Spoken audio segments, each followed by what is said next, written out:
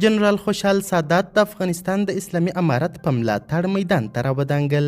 هغه د جمهوریت د لوړ رتبه اشخاصو ټولې خاینې څهرې افشا کړې. د کورنۍ چارو وزارت معین جنرال خوشحال سادات د افغانستان اسلامي امارت حکومت یو مسؤل حکومت وګڼي او ځینې سپارښتنې ورته وکړي. دا چې خوشحال سادات کومې ناویلې خبرې ویلي بشپړ حال را سره هم دغه روانه ویډیو کې کتلی سي.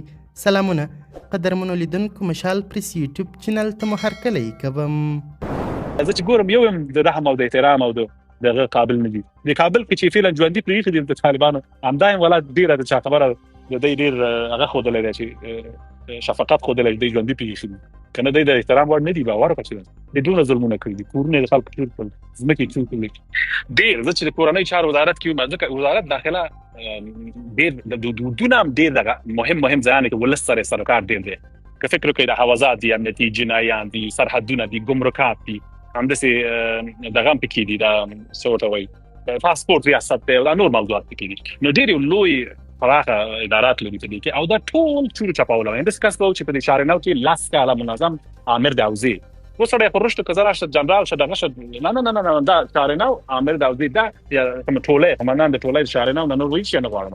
همدا ځای په کار ځکه ټول رستورانتونه او د کتانه به یې اخیستو، هغه به یې کول، پیسې به یې اخیستلې. همداسې نور ګمرکات کې دي، نور کې دا مسلم یار رئیس د ثنا اوس په کابل کې خلار قدر عزت کې یو وراره یو دی په دې ګمرک په دې سټیم بولډ کې، یعنی څه چې امکانات او پیسې چوري دی ما خو نه راوړل چې لري کړ. اول زور فشار بیا چې ونه شي ول چې مزه تسلیمېدل نه زوټه لالا راځما وراره دی، یتیم دی، خیر دی. ویل دا د یتیم نه دی، د یتیم ښکارونه کړي دي، د څه کار نه یتیم دی. ولس ټول دا سرمایه چې راځي همداسې چور کېږي، همداسې د تعدین نه چور کېږي، همداسې نور به راځي د عینو مینو والا خلک نه چور کېږي.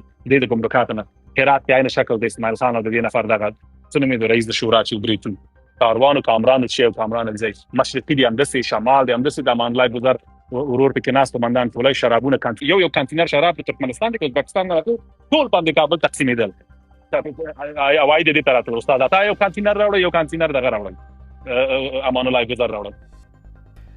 خوشحال سادات د ټولو خاینانو د حوزې له مامور څخه نیولې تر وزارت پورې د هغوی ټول رازونه افشا کړل چې د دې په اورېدلو سره افغانانو خوښي څرګنده کړه او د خپل حاکم نظام څخه د خوښۍ احساس وکړ.